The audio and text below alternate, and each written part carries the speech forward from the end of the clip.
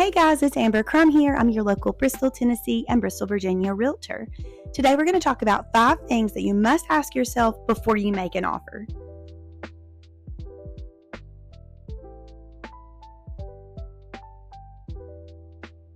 So you walk into a house and immediately you're thinking, this is the one. We're going to make an offer. You love the kitchen. You're already trying to figure out where all of your furniture will go and you're mentally decorating all of the bedrooms before we even get done. And when you find the house and you're excited about it, I'm excited for you.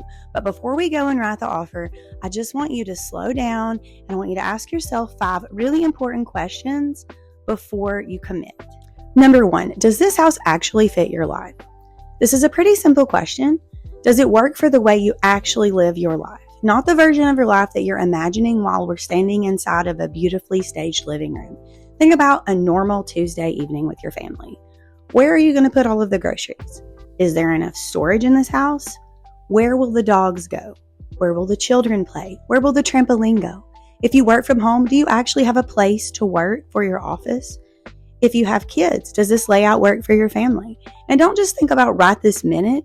Think about a few years ahead because a home is a big commitment. A house doesn't have to be your forever home, but you also don't want to realize in just 2 months after you've closed that you've already outgrown the home that you bought. That'd be kind of sad. Number 2, do you love this house or do you love the stuff inside this house? And this one gets people all the time, and sometimes I even find myself looking at all the beautiful decorations in some of the houses I go in. So sometimes you're falling in love with all of that and not the house. Sometimes it's the furniture, the paint colors, the decorations that those people have inside the house. That's not going to be there when you buy it. Sometimes it's a giant sectional that's perfect in front of the TV in this living room. So try to mentally remove all of that out of the home. Look at the rooms themselves. Look at the layout, the windows, the storage, the condition of the property, and the things that are actually going to stay. Because the beautiful dining room table is probably not going to be there when you move in. So think about it and try to figure out what it will look like for you and not just what it looks like in a beautifully staged living room, because they've done that on purpose to make you love the home and it's working, but just make sure it works for you too. Number 3, are you okay with the things about this house that you cannot change? Paint, that's easy. You can change it. Light fixtures, easy. Flooring, usually you can change that. Sometimes it might be expensive, but you can change it. But there are some things that are a lot harder and sometimes even impossible to change. We can't take this house and move it to another street, so make sure you like where it's located.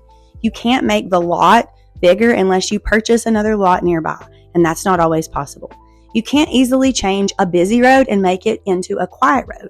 And changing the entire floor plan could be possible technically, but it could be really expensive. Do you really want to do that?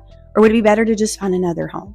So when you're trying to decide whether you love the home, separate out the things that can realistically be changed to the things that you can live with and try to look at it that way. Maybe that will help. The next one is number 4, and it is a big one. Can you comfortably afford this house? So I'm not asking whether the lender says you can buy it. Some people are pre-approved for $500,000. That doesn't mean they want to spend that and pay that payment every month. So can you comfortably buy this house? There's a difference in being able to afford it and comfortably affording it. So think about the mortgage payment, but also think about stuff like your utilities, maintenance the home will require, insurance, taxes, HOA fees, and any other cost that might be considered when maintaining this property. So sometimes 3 acres is going to mean 3 acres of grass and trees and maintenance and maybe buying special equipment. Your lender will determine what you're qualified for, but you get to decide the payment and the lifestyle that you actually feel comfortable with. So maybe you want to run numbers with your lender and see what number you're comfortable with and not just what number you can afford based on your lender. So number 5 is, if you don't get this house, will you be okay?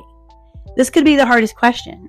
When buyers really, really love a house, especially when they know there might be other offers, it's really easy to start thinking, I have to get this. And that's when you can make an emotional decision that you might regret. So before we submit an offer, I like to have buyers think about their personal limit. What are they comfortable with? Don't feel like you're bidding and trying to win, because sometimes that can get the best of you. And at what point would you rather just walk away? You know, you can offer and you can go into a multiple offer situation. You can bid and try to outbid people, but you need to know what your stopping point is, because we do want to win the house, but we also want to make sure that you're still happy with that decision once the excitement of some kind of a bidding war wears off. So just think about it and don't be emotional. And that's where I can come in and help you think through the process. Finding a house you love should be absolutely exciting, but the goal isn't just to find a house that gives you the butterflies for 30 seconds. The goal is to find a home that's going to make sense after you've lived there for 6 months or a year or even 5 or more years. And having someone beside you that can help you look at all the exciting parts and make the practical parts important too can make a huge difference. So if you're thinking about buying in the Bristol, Tennessee, Bristol, Virginia, or any of the surrounding areas of Northeast Tennessee and Southwest Virginia, I would love to be the one helping you through that process. To connect with me, there are links below. You can also just send me a text. You can make a comment on this video. I check that every day and I'll be able to get back to you.